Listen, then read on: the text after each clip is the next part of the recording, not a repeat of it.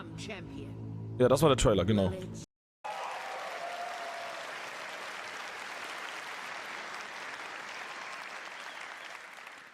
In the Kurui afterlife, the fallen chieftains of each tribe participate in a tournament called the Trial of the Ancestors. You will journey to the afterlife, assemble your own team, and enter the tournament. Das ist das Einzige, was ich davon gehört habe, dass es irgend so ein Auto-Chess-Battle sein soll oder so. Man wird da irgendwie sich so ein Chessboard, in Anführungszeichen so ein Board, an Minions irgendwie zusammen bauen oder so und dann wird das Game irgendwie wahrscheinlich die Minions battlen lassen und so wie, soweit ich das gesehen habe, bist du auch auf dem Board und kämpfst dann mit, glaube ich. Battle those chieftains and earn valuable rewards. As you play through areas in the Ancestor Challenge League, you'll find tradable silver coins. Using them will take you to the Kurui Afterlife, where you will encounter Navali, who you may remember from the Prophecy. Ach, die haben Silver Coins wieder reingebracht. Cool. Play a match of the tournament. You start the tournament with a basic team consisting of 3 warriors. The tournament is double elimination, meaning you're allowed to have 1 loss without consequence. A second loss eliminates you from the tournament. Your team will compete against 10 other tribes, and you choose who you're going to challenge next out of the teams left in the tournament. Mit Rewards rechts, cool. When you start a match, you see the configuration of the enemy team and get to place your team of warriors on the battlefield to challenge theirs. You and your party of exiles will play alongside your warriors. Ja, you and your party of exiles, das heißt, du kämpfst mit sozusagen. So while this league does have many elements of an auto-battler, you're right there fighting alongside them. Okay, cool. During a match, when a warrior dies, they respawn at their totem after a short time. If their totem is destroyed, then they are instantly killed and can't respawn. The team that destroys all of the opposing totems wins. If you're playing a hardcore character though, don't worry. Hinokora, the goddess of death, is watching over you and will restore your soul to your body, so you can't permanently die in the afterlife. Okay, cool. Like that. You can't permanently die in the afterlife, Alter. Fucking Shadowlands, ey. Vibes. In the Trial of the Ancestors, strategy and tactics are key. Every unit has its own strengths and weaknesses that must be utilized to win matches. The turtle is really slow and really tanky. It's perfect for either defensive positioning to stop flankers or offensive positioning to tank hits for you if you're pushing through the middle. It's not great in the center or flank positions due to its slow movement speed. The Tuatara is a quick and deceptive unit, which is relatively well balanced for all positions. This version of the Tuatara has a stealth ability, which makes it perfect for the flanking position to sneak through enemy defenses and take out unprotected totems from the side. The Goliath of Might is a disruptor unit, and it's ideally placed in a center position to intercept enemies that are chasing you. You can also allocate it to defenses so that it disrupts enemies that are trying to kill your totems by stunning them. So in this match here, we've set up a Tuatara in a flanking position, a turtle on defense to guard our totems, and a Goliath to follow us as we attack up the middle. Our plan is to work with the Goliath to distract the enemy front line so the flanking Tuatara can get through and destroy some of their totems.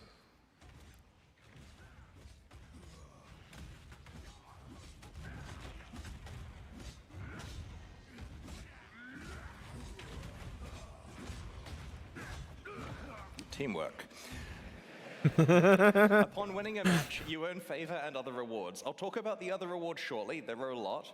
You have a separate amount of favor with each tribe, and you can spend it by talking to their chieftain to recruit warriors and purchase field items and equipment that your team can use.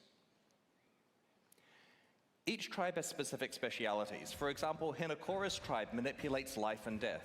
Rongo Kurai's tribe is slow and tanky, with an emphasis on stuns and knockbacks. You can recruit warriors from many different tribes and mix and match them together into your team based on what you need. Field items are items that are placed on the battlefield and can be activated during the match to, for example, revive a warrior or heal your entire team. If a field item isn't consumed within a match, it persists on to the next match. But your warriors, their equipment, and your field items are all wiped between tournaments. You enter each tournament fresh. Your success in a tournament updates your overall ranking, which helps you in better rewards and subsequent ones. Speaking of rewards, let's discuss the good part, what you can earn for succeeding at the Trial of the Ancestors. You can tell this gets me excited. Okay. You get a reward as you win each round of the tournament. Ich find's richtig cool, wie die einfach immer noch super aufgeregt sind, neue Sachen vorzustellen, die einfach, die einfach neu sind. Das habe ich gestern auch gesehen noch, dass du irgendwie Tattoos, was auch immer das gleich bedeutet, auf dein Skillboard machen kannst. Bin gespannt. Replaces a small dexterity passive skill. Small dexterity passive skill. Grants 2% increased movement speed. Okay. Das klingt erstmal ganz cool. Rewards are visible when you're selecting which tribe you want to play against. They'll help inform your decision, as some of them are regular rewards and some of them are exclusive new rewards. Wie es aussieht, kann man jetzt das Board ändern. Alter, das wird fucking heftig, glaube ich. Also es klingt erstmal ganz heftig. Rewards you can only get from the Trial of the Ancestors. I'm literally tripping over my words to get to the part where I can explain tattoos. Okay. The Ancestors reward you with special tattoos that are not applied Warte, to your was hat sich skin, jetzt but they're geändert? engraved on your soul. This process reward you with part where I can Der hat doch gerade weitergemacht, oder nicht? Okay. Nö, Select reward ancestors. Okay. The Ancestors reward you with special tattoos that are not applied to your skin, but they're engraved on your soul. This process can transform what your attribute skills on the passive tree do, basically the attribute highway nodes generally. The regular ones. Also wenn das hier auch noch uncapped ist, ne? Wäre das richtig cool. Only be applied to basic attribute skills and allow you to convert your tree's attribute highways into something more useful for you. For example, this one converts a small dexterity skill into movement speed. Each tribe has its own exclusive passive tattoos. This tattoo converts a small strength skill into additional fire resistance. This one converts a small intelligence skill into additional lightning damage. And this one converts a small strength skill into one that summons a minion when you take a savage hit from a unique enemy. But don't go overboard on the number of skills you convert with tattoos, as you'll probably need at least some of your attributes left to equip items. Each of the 10 tribes has an exclusive unique item that you can earn. Increase armor, recover 2% life on kill, okay. Increase stun and block recovery. 910 to maximum life if there are no life modifiers on other equipped items.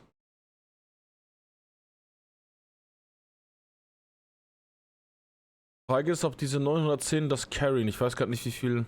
Das ist jetzt schon wieder zu lange her. Wie viel Life war so auf einem Item? Und wie viele Items hat man? Das ist vielleicht gar nicht mal so schlecht. These rarely show up as rewards for defeating that tribe in a match. Katava's Hunger is a unique majestic plate that you can earn by defeating the Katava tribe. As you can see, it grants an immense amount of life for a single item, providing you don't have any life on any other pieces of your equipment. While this is tricky to accomplish, it also frees up all those other potential life slots to Eben, something. das klingt erstmal richtig cool, finde ich. So, die Frage ist halt, ne, also ich weiß jetzt in den Builds, die ich bis jetzt gespielt habe, da hatte ich immer eine spezielle Brust gebraucht. Das war jetzt zum Beispiel jetzt in der letzten League mit Arc für Mind over Matter. Muss mal gucken. Else that benefits your build, making it pure upside. This amulet is a unique item you can earn by defeating the Arohongui tribe. It has the powerful effect of causing your flasks to instantly recover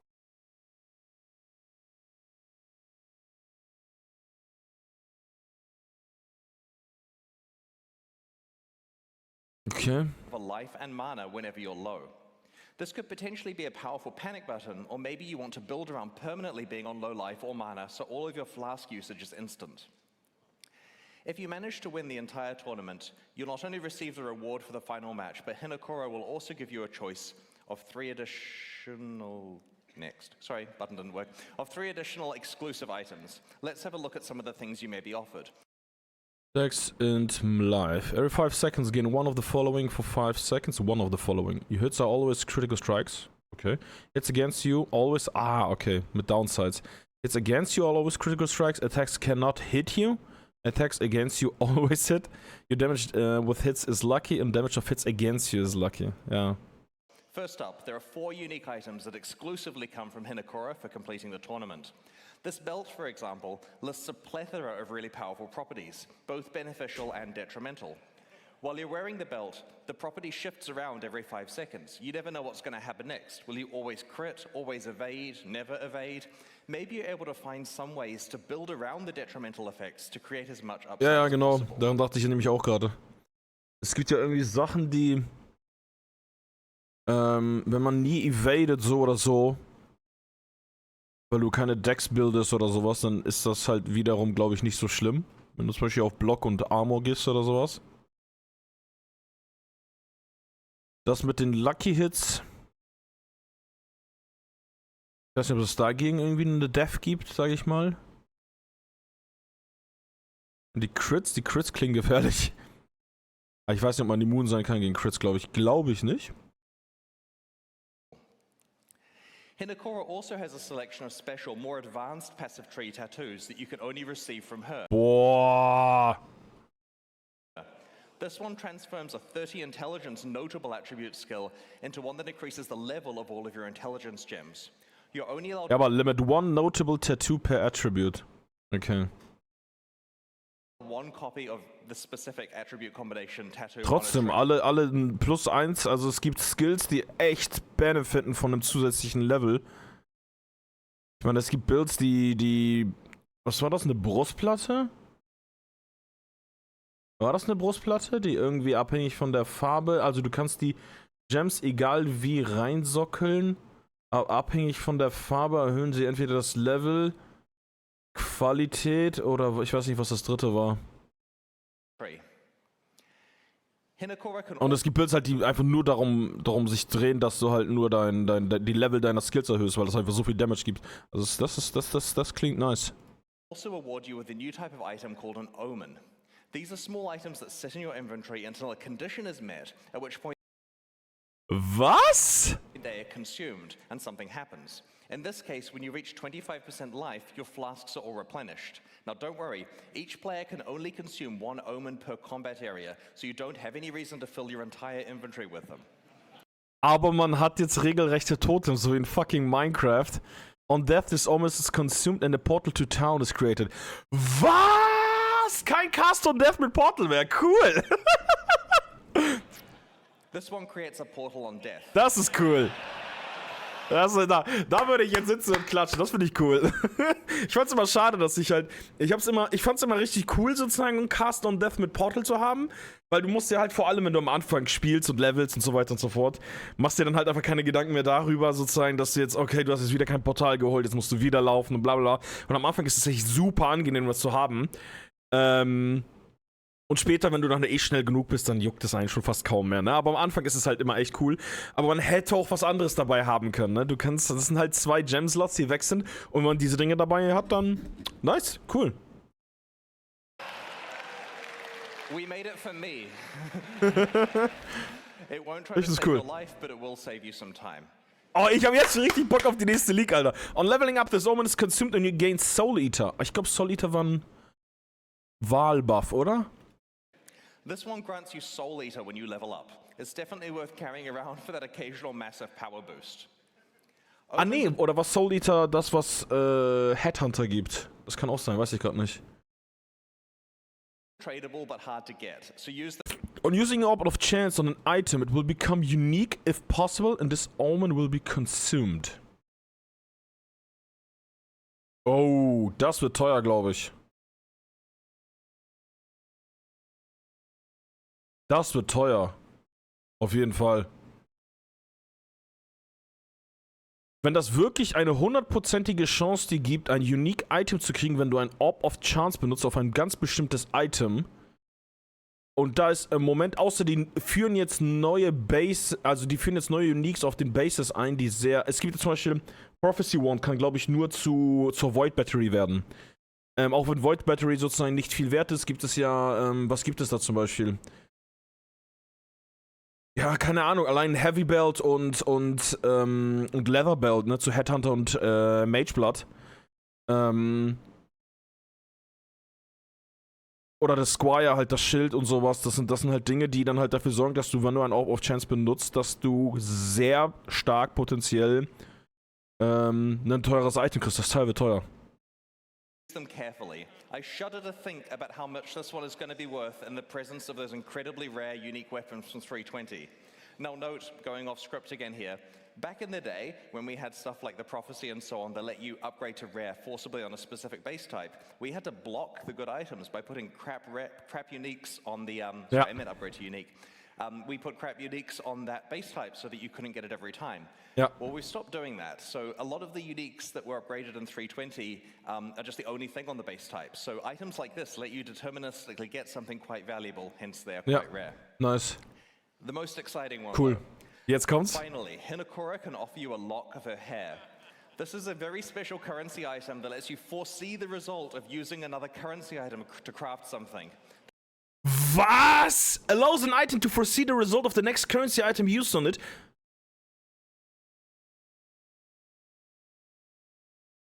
This means, for example, you can know whether it's worth exalting your item because you Was? Ey, die League wird geil, glaube ich. Also es klingt erstmal, das klingt erst, diese ganzen kleinen Items, das klingt eher, also ne, wie es dann letztendlich wird, ist eine ganz andere Sache, aber es klingt super, wie so ganz viele kleine Lego-Steine neue, die du bekommst. Wisst ihr, was ich meine? Wo du dir denkst, oh cool, das passt hier, oh cool, jetzt kriege ich eine Kurve hin mit meinen Lego-Steinen, oh cool, ein runder Lego-Stein. Das klingt alles sehr, sehr, sehr, sehr, sehr cool. will know exactly what the outcome is. Hinakura's lock will slot into your crafting pipeline with powerful consequences. Oh, okay. The Trial of the Ancestors offers a wide selection of valuable new rewards as you complete Warte, allows an item to foresee the result of the next currency item used on it.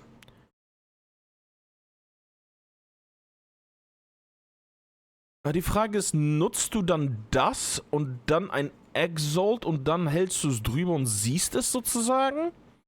Modifying the item anyway removes the ability to foresee. Und dann ist wiederum die Frage, wann verbraucht sich das Teil? Wenn ich jetzt zum Beispiel ein Item habe, okay, sag ich mal, ich habe einen Ring oder eine Waffe mit 5 Affixen, mit 5 Affixen. Und ich nutze die Lock auf einen Exalt und will wissen sozusagen, was als 6. Affix raufkommt. Und die Waffe ist zum Beispiel auf, na klar, hast du Scheiße gebaut, wenn... Aber nee, du könntest die Sockel ändern, zum Beispiel. Die Sockelfarbe könntest du ja ändern, ne? Weil da steht ja, modifying the item in any way removes the ability foresee. Du nutzt das Item. Ich vermute mal, du nutzt das auf das Item. Ja, so klingt das. Du benutzt das Ding, diese Locke auf ein Item. Danach willst du den Exalt draufklatschen und dann zeigt er dir, was rauskommt. Und wenn du jetzt zum Beispiel einen Chromatic Orb benutzt, um die Farben zu ändern, kannst du das nicht mehr sehen, müsstest nochmal so eine Locke benutzen. Die Frage ist halt, wie sehr sich sowas lohnt und ob es das sozusagen, wenn ich jetzt sozusagen die Locke benutze, mir gefällt der Outcome nicht, ich benutze jetzt einen Chromatic Orb und nutze dann eine zweite Locke, zeigt er mir dann was anderes an oder nicht? Wie auch immer, ich glaube, das wird trotzdem ein teures Item. Wieder. Ich glaube, das wird ein teures Item, weil du... Ich glaube, das klingt... Also, es hängt ab, wie oft und selten. Ich glaube, das wird sehr selten sein. Ich glaube, das wird nicht wirklich gut zum... Das wird nicht so für die 0815 Leute zum Craften da sein. Aber ich glaube, das wird vieles möglich machen. Jo, viel Erfolg, Chris. Bis gleich. Ich glaube, das wird viele Items, also es könnte sein, dass sehr viele neue overpowerte Items gecraftet werden in dieser League, aber klingt erstmal lustig. Matches and tournaments. We really look forward to seeing what strategies you develop for building, equipping, carefully placing and playing alongside your tribe. So that's the new Challenge League, but Path of Exile expansions contain more than just a new league every few months. In each update, we also augment Path of Exile's endgame and shift the metagame with new gems and balance changes. This expansion is no exception. I'm going to explain the other changes in a medium amount of detail. I'm conscious that we have both new and existing players. For new players, I'm going to try to include some extra content to help make the changes more understandable. You can find out all the detail in the patch notes and other information we'll be posting in the few weeks before release. Let's start with how the Trial of the Ancestors expansion expands Path of Exile's endgame. In December last year, we released an expansion called The Forbidden Sanctum, which introduced the Sanctum Challenge League. This league was a roguelike game set within Path of Exile where you would randomly explore a randomly generated sanctum one room at a time, alongside your regular play. You'd pick which rooms you wanted to explore out of several options and accumulate beneficial boons and detrimental afflictions that made your run easier and harder, respectively. Not only did Sanctum work really well as a league, but it also had the potential to be added to Path of Exile as part of its core endgame content, alongside systems like mapping, delve, and heist. Well, in this expansion, the Forbidden Sanctum is back. Nice.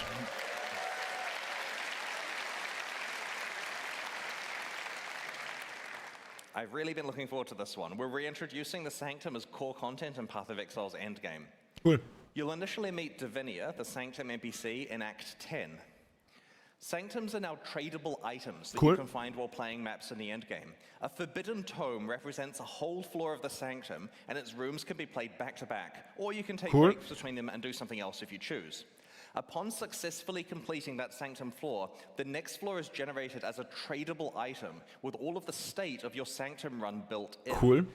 This means that the item stores what boons and afflictions you had, what rewards you've locked in, and how much resolve you have left. You can then either play this floor or trade it to someone else if it feels more beneficial. For example, let's say you manage to lock in a really valuable reward. The example here is a Mirror of Calandra, but you'll also notice that... Do I have a laser pointer? It doesn't work on the board. Okay, 1 resolve. This is an example here where the player has a very good reward locked in, but a massive pile of dangerous afflictions and only 1 resolve on them. If you don't feel capable of completing the rest of the Sanctum from this point, then it would normally be a write-off, right? If you gave this to me, no way am I getting that mirror. But you can now trade the Sanctum state to someone else who is willing to pay for the chance to earn the mirror, or lose it. And you can look at expected value in economics, right? It's worth some percentage of that mirror. So you trade it for like 5 chaos to someone, they run it and lose their chaos.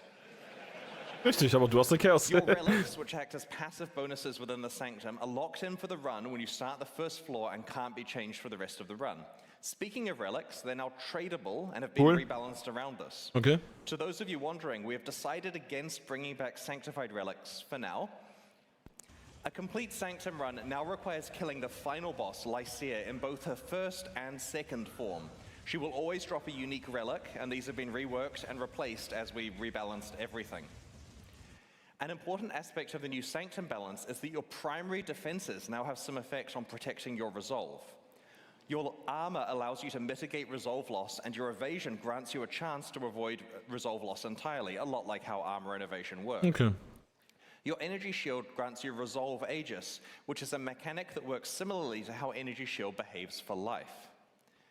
In light of the new defensive opportunities and learnings from the original Challenge League, we've rebalanced the difficulty of Sanctum, especially in later floors, and have worked to add more monster and room variety to runs.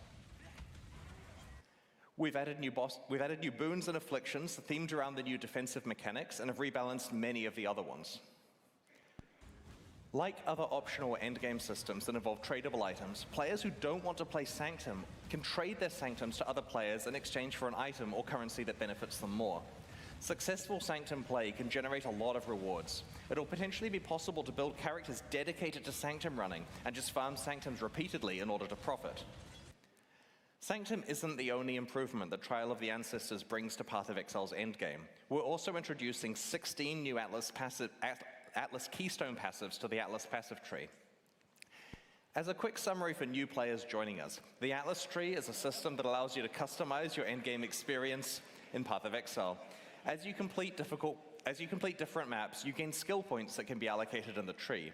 You could use these points to modify the behavior of different content you encounter in in-game maps to make it more difficult or more rewarding, or to behave entirely differently. The system allows you to double down on the content you enjoy and avoid content you don't. Keystones are really impactful passives that totally change. Ich habe so ein bisschen gelesen, dass die irgendwie so Passive Keystones, die jetzt da kommen, so ein bisschen die Leaks angenehmer machen. Also die einzelnen League Mechanics, also hier Blight und sowas, für verschiedene Builds. Und ich bin gespannt, was das jetzt genau sein wird. Also das ist alt, glaube ich. Wings Carrot Grant. In-game systems behave. Usually Notable Atlas Passive Skills Grant. Achso, ja, okay. Das sind zwei Stück, die ihr einfach vorstellt, die schon da sind. Usually they have an element of give and take and require you to come up with new strategies to take advantage of them. Each of these 16 new Atlas Keystones changes how you might interact with Path of Exile's endgame. Let's have a look at some of them now. We will reveal the rest of them before the release of Trial of the Ancestors in a few weeks. Extreme Archaeology completely changes how you play expedition encounters. 200% increase explosive radius in your maps. Okay. Wird leichter alles zu treffen. Also dann triffst du auch leichter aber auch die Malosse. Die Mali? Die Boni und die Malus? Egal. Increase explosive placement range in your maps. Okay, nice. Expedition monsters in your map spawn with an additional 10% of life missing.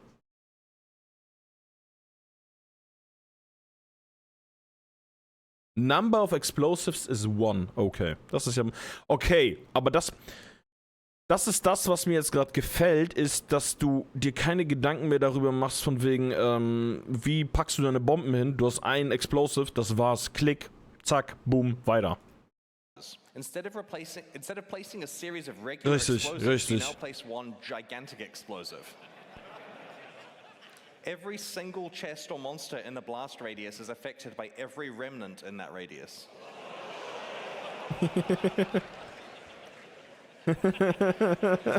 Das kann problematisch werden, halt, wenn du hauptsächlich Lightning Damage machst oder so und dann steht da Immune to Lightning, ja, dann bist du am Arsch.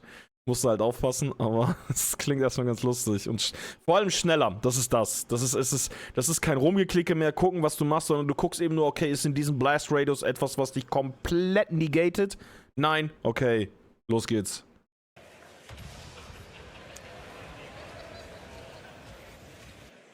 Speaker of the Dead makes it so that tormented spirits can possess you rather than possessing monsters. Okay. Boosting your stats instead. Witzig. While possessed, you can touch monsters just like a spirit can, making them stronger and more rewarding. It's kind of getting silly at this point, isn't it? Blight is like a tower defense minigame inside Path of Exile. Blight monsters in your maps take 75% less damage from players and their minions. Aber Blight towers and the minions in your maps deal 300% more damage. Das klingt nice. The Cassia's Pride Keystone makes it so that Blight monsters take significantly less damage from players and significantly more damage from Blight towers. This basically lets you go all in playing like an actual tower defense game. Ja. Because we can. Lucid Dreams makes it so that Val's side areas in your maps are no longer corrupted, meaning that you can use currency items to change their mods.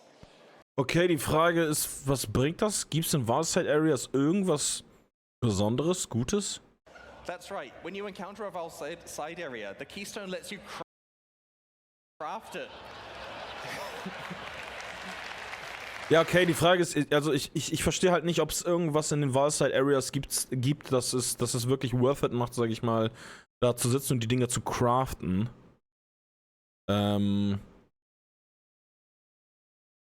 Ja, weiß ich nicht, keine Ahnung.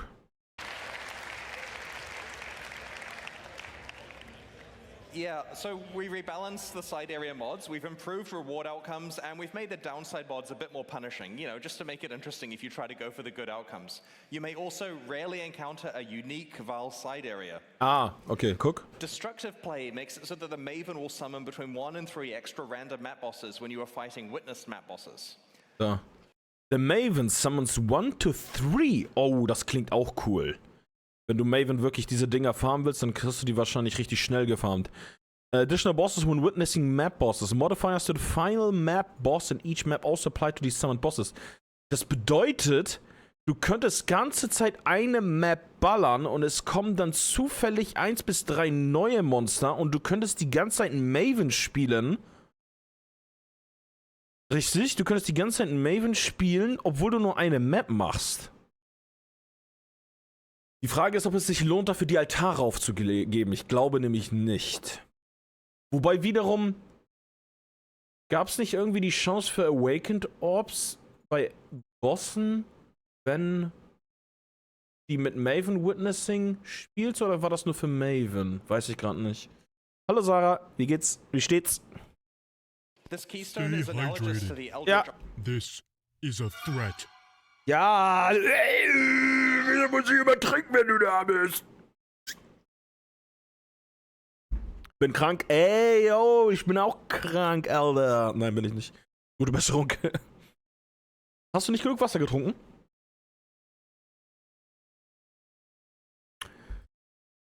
Gute Besserung. Wird schon. Ich bin nicht krank, aber ich habe einen leichten Sonnenbrand und Vanessa auch ihre Ohren verlieren, Haut. Sie häutet sich, sie wächst. Sie riecht nach Remoulade, sagt sie mir. Was? Wo hast du denn Remoulade gekleckert? Überall. Dein ganzer Pullover ist nur noch Remoulade, ja? Ist nicht nach Remoulade, Mann. Ich hab Kreislaufprobleme, doch, hab viel getrunken. Oh, okay. Seit gestern kann ich nicht mehr gerade laufen. Ich fühle mich, als hätte ich einen harten Kater.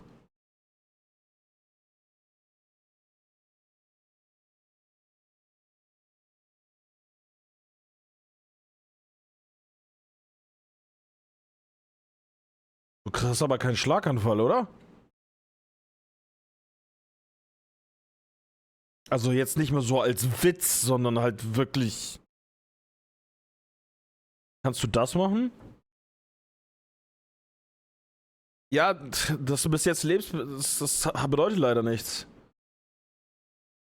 Beide Arme heben, aber okay, du schreibst ganz normal einen vollständigen Satz. Also so blöd das jetzt auch wieder klingt oder so blöd das aussieht, es gibt verschiedene einzelne Dinge, die du tun kannst, um zu überprüfen, und merkt euch das ist kein Witz und das kann man sich mit einem Move merken, wie ihr überprüfen könnt, ob jemand einen Schlaganfall hat. Und wie ich mir das gemerkt habe, alle auf einmal sozusagen ist, es ist ein wunderschöner Tag. Das sieht dumm aus, aber prüfen, ob er beide Arme heben kann, prüfen, ob die Person lächeln kann und ob es dann halt nicht auf einer Seite hängt, die Zunge rausstrecken und gucken, ob die zittert vorne und einen vollständigen Satz sagen. Es ist ein wunderschöner Tag. Und wenn all diese Dinge machbar sind, dann sollte alles in Ordnung sein. Schwindelig, Übelkeit, Kopfweh. Gestern war es mega schlimm. Also das klingt nach etwas, das ich noch nie gehört habe, sage ich mal, wenn du weißt, was ich meine. Man kann all diese Dinge machen. Ja, dann scheint das ja. Aber beim Arzt warst du, ne? Oder einfach nur jetzt zu Hause geblieben? Nee. Also ich sag's dir ganz ehrlich, es klingt schon merkwürdig. Also mal eben so Kreislaufprobleme, die ganze Zeit schwindelig und es klingt etwas wie jetzt, keine Ahnung. Es klingt nach Nerven irgendwie. Oder Kopf allgemein. Also. Ich würde nicht zu lange warten. Das Problem ist, du kannst sowas nicht. Ich glaube, das kannst du nicht selbst überprüfen, was ich dir gerade gezeigt habe. Weil das würdest du gar nicht merken. Also es besteht die Möglichkeit, dass du lächelst und dich im Spiegel anguckst und du denkst, du lächelst normal, aber das tust du nicht.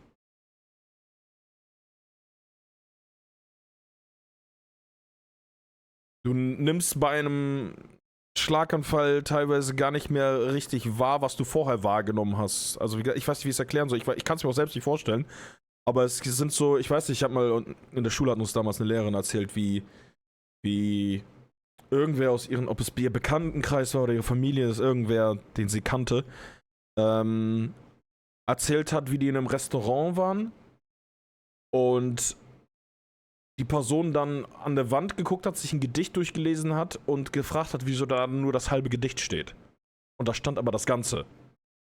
Verstehst du, was ich meine? Der guckt auf die Wand, er sieht Texte, Wörter und fragt, wieso steht da nur das halbe Gedicht, während da das ganze Gedicht steht. Und daraufhin haben die gemerkt, dass irgendwas ist und sind sofort ins Krankenhaus.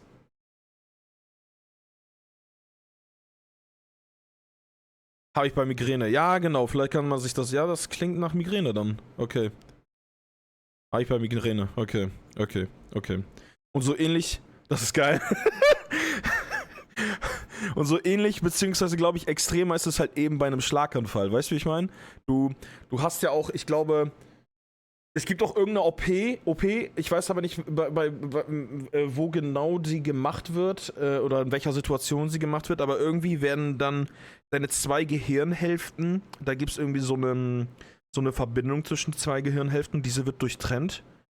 Und daraufhin bist du nicht mehr in der Lage, jetzt kann ich mich mit der Seite irren, aber du bist nicht mehr in der Lage, eine bestimmte Seite des Gesichts von anderen Personen oder auch deiner selbst im Spiegel mehr zu sehen. Und du nimmst die Dinge sozusagen gar nicht wahr, du kannst sie auch nicht mehr beschreiben sozusagen, so, es ist für dich einfach nur noch eine Seite. So. Da hast du es am besten gezeigt. Also mehr nimmst du dann nicht wahr. Du kannst es dann auch nicht beschreiben. Die Person könnte hier so einen riesen Leberfleck haben, soweit ich das verstanden habe, und du checkst es nicht. Dein Hirn ist einfach nicht mehr in der Lage dazu. Habt ihr ein Bild geschickt? Sieht das. Achso, Discord. Doch, ich hab da eine Nummer.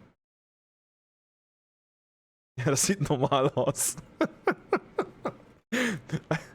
Es sieht aus wie ein normales Lächeln. Also es sieht nicht aus, als würde da irgendwas hängen oder so. Nee, aber dann klingt das ja tatsächlich nach irgendwie so einem Migräneanfall oder sowas. Ja, gute Besserung auf jeden Fall. Gute Besserung. Aber ansonsten alles gut. Abgesehen davon. Alter keystones that make those influences more difficult but more rewarding. Ich hoffe, es ist morgen weg, ja. Also ich hoffe es mal auch. Also wenn es jetzt ein paar Tage hält, kann es noch ein bisschen dauern, ne? Aber wir kommen am Wochenende Besuch. Dann geh zum Arzt heute. Wenn du verliest und also wenn es dir noch so gut geht, dass du gehen kannst, dann würde ich gehen. Und Mittwoch dann Festival. Achso, nächsten Mittwoch. Ich wollte gerade sagen, wir haben doch Mittwoch, oder nicht? Kann nicht laufen, ja. Das klingt heftig. Das klingt heftig.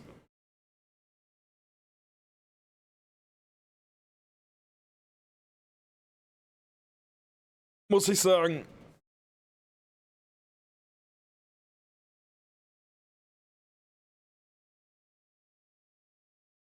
Ja, nee, also ich verstehe schon. Zu Hause ist es immer noch was anderes, weil, ne, da kannst du dich abschützen, langsam gehen und so weiter und so fort, aber draußen ist dann halt immer noch eine andere Sache.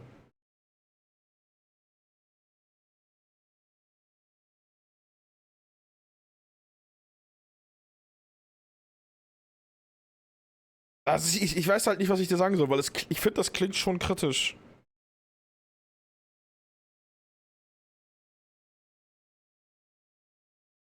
Es klingt ein bisschen. Also ich habe sowas noch nie gehört, dass jemand halt einfach. Klar, dass du schwindelig hast aufgrund von Fieber oder Krankheit, ne, das kenne ich. Oder Übelkeit und sowas. Aber dass du sagst einfach, dir schwindelt. Aber das klingt auch nach einer Migräne irgendwie. Das klingt wie eine Migräne, weil eine Migräne, soweit ich weiß, muss sich nicht unbedingt durch Kopfschmerzen äußern, richtig? Sondern kann sich halt eben auch durch solche Dinge äußern. Ich habe auch von Leuten gehört, die das Gefühl hatten, dass ihre Vision sozusagen sehr viel kleiner wird bei Migräne und sowas. Das klingt nach einer Art Migräne. Ich habe dann meistens Kopfschmerzen bekommen und so. Ja, aber das heißt ja nicht, dass du immer die gleiche Migräne hast, sozusagen, ne? Kann sich ja diesmal anders äußern. Ja, gute Besserung, auf jeden Fall. Gute Besserung.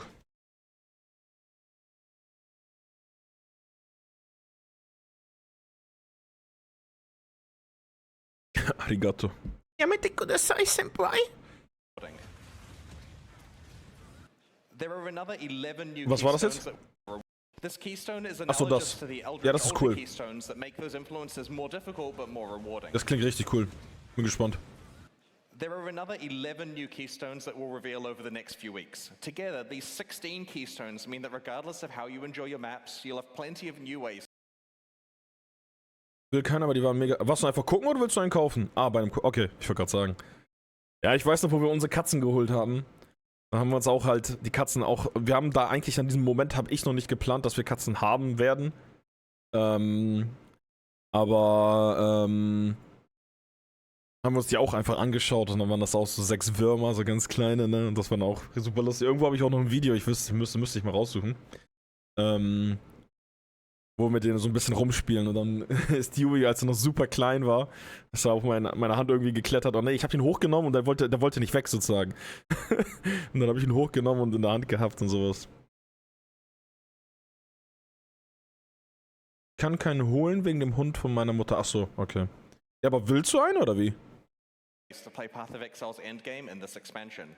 And I should note, in the initial draft of the keynote, I painstakingly went through every single keystone. It took like 10 minutes.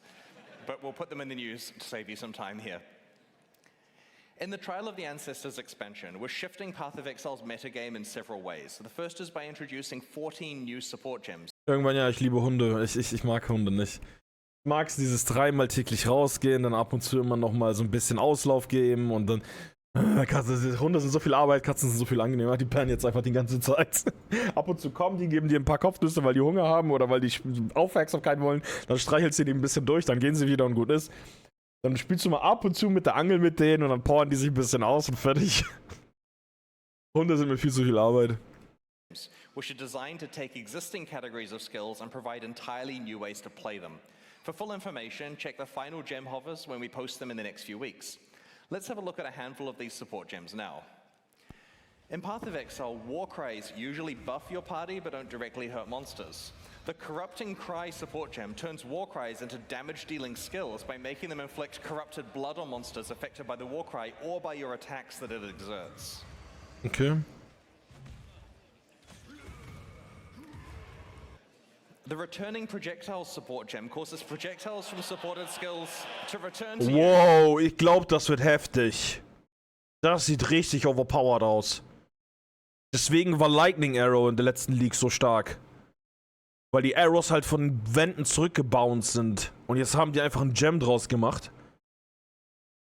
Das kann richtig heftig werden, weil es einfach den Damage verdoppeln kann. Und vor allem auch mehr trifft. Also es sieht erstmal heftig aus.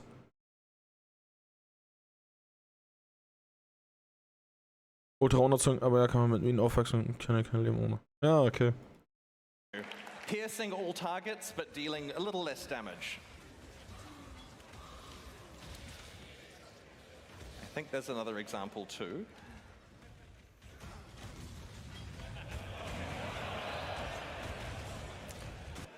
The Fresh Meat support gem causes minions created by supported gems to gain adrenaline.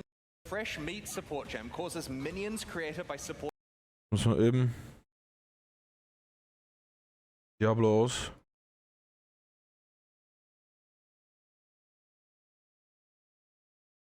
Gems to gain adrenaline, critical strike chance, and critical strike damage for a duration after they're first summoned. So you've got to work out a way to keep refreshing your minions. Okay. And it makes them a lot more powerful.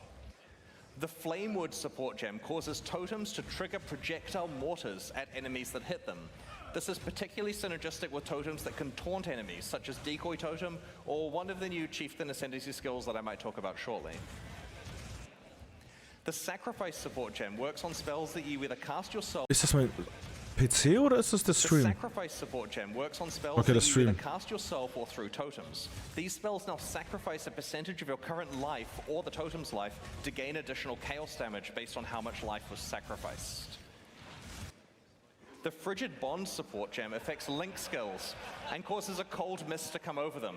Enemies caught in the beam are chilled and are dealt cold damage over time. This creates a new tool for a cold damage over time build, requiring strategic placement of both yourself and your linked ally. I mentioned it was going to get silly.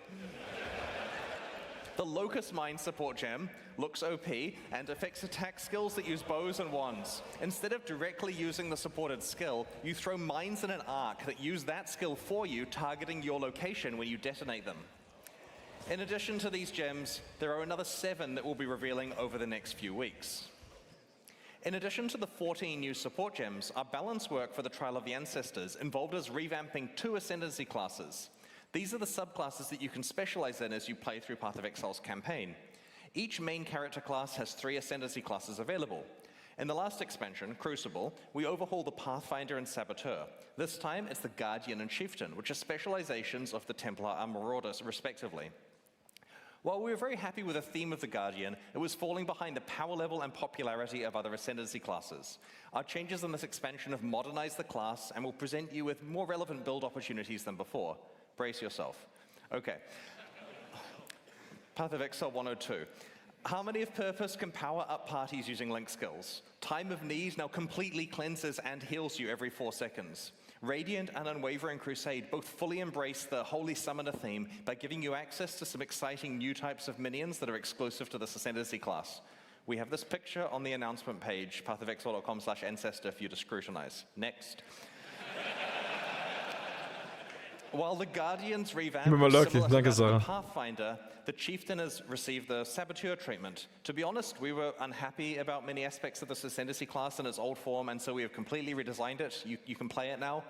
It's basically an entirely new Ascendancy class with the same name and art and a new way of approaching its themes. Its new skills let you, among other things, cause enemies to explode, turn off enemies' fire resistance while you're stationary, convert passive skills to apply to fire damage, and have your fire resistances apply to your cold and lightning resistances. I'll just give you a sec more to read. All right, that's on the site too for you to check out. It's pretty powerful now. To celebrate the release of the Trial of the Ancestors, we'll be hosting a boss kill event. To enter, create a hardcore solo self-found character in the Ancestor League and race to kill all 7 Uber Pinnacle bosses on the same character. Note that unlike the last event we ran, this one is not a ruthless event. We'll post more information about the event and its prizes in the news before release. Best of luck to everyone. For the Ancestor Challenge League, we're launching 2 new series of supporter packs, Das Rechte sieht the cool aus. Shade and Disciple packs. Each tier contains the pack's full face value and points, alongside several exclusive microtransactions. These packs are only available for the duration of the Ancestor League and will leave the store forever when it ends. As always, the microtransactions in these packs are purely cosmetic and do not affect the character's power or progression in any way, despite how cool they look. The Shade series of supporter packs contains 6 exclusive microtransactions. All right, the sarcophagus back attachment imprisons an unspeakable evil that struggles to break free. Nearby monsters send it into a frenzy, and enemy deaths provide it with souls to feast upon. The Stygian Waypoint shackles visitors to your hideout in chains, yourself included. These chains are just cosmetic though, and they break as soon as you move. It would supposedly be a gameplay advantage to be able to imprison people. The Ferryman's armor set is so full of trapped souls that some of them try to escape. Moving while wearing the boots will leave souls in your wake trying to break free. The Infernal Portal opens a gate to the Netherrealm when you approach. This prompted a lot of internal discussion about whether using Hellfire to heat your hideout is actually safe and practical.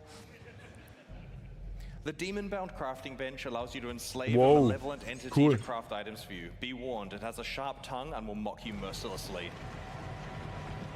You shamed me for such a paltry use. The Nebula character effect causes items you pick up to orbit you in an ethereal cloud of loot. Cool.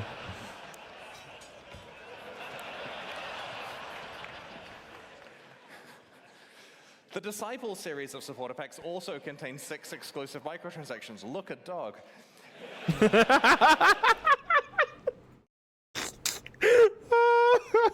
Look, a dog. Put that in the top of microtransactions. Look at dog.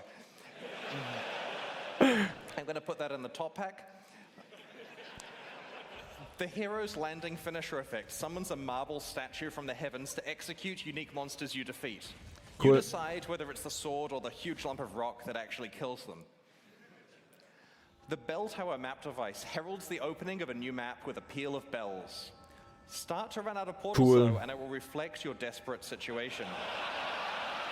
Cool. This is fine. The Cathedral Armor Set. Alter, das sieht richtig cool aus. Das sieht richtig cool aus. Mit dem Bodeneffekt. Refracts light through your character, creating beautiful patterns on the ground Nice, around it. nice. If your light gets low, it responds in kind. Nice. Cool. The Observer Diamond Flask summons a tentacled mass that fires its eye lasers at enemies you critically strike while the flask is active. Okay, cool. Again, cosmetic. The Currency Orb Charge effect lets you pick from a number of different currency types to replace your charges with, as long as you've used that currency item anytime from today onwards. Some people, we have to store it in the database, right? Some people will show they can be part of the exclusive club of players who have actually used a Mirror of Calandra. This effect also causes your charges to display in town. So the theory is you go use your standard mirror, which we all have, right? The Faithful Hound Pet is a very good doggo, and it knows a few tricks. You can command it to sit, roll over, or play dead. And yes, you can pet the dog. Woo!